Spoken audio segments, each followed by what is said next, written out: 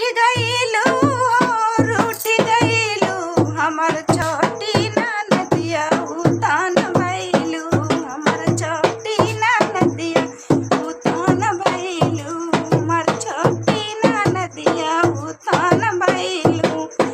अरे का तुही लेबू ननदी सोने का कंगना का तुही लेबू ननदी सोने का कंगना का तुही लेबू मोरे पिया का सजरिया उतान भइलू।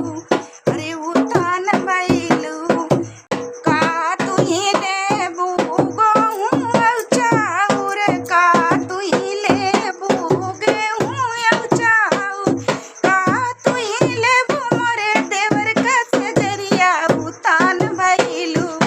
अरे उतान भइलू। अरे रूठ गईलू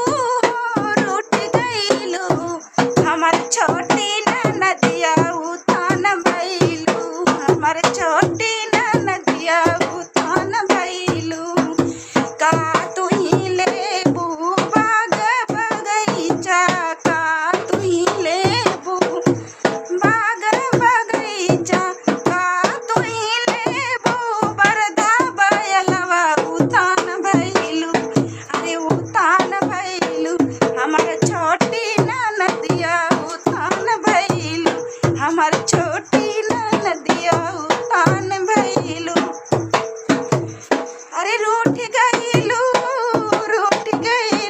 हमर छोटी ननदिया रूठ गईलू हमर प्यारी ननदिया रूठ गईलू।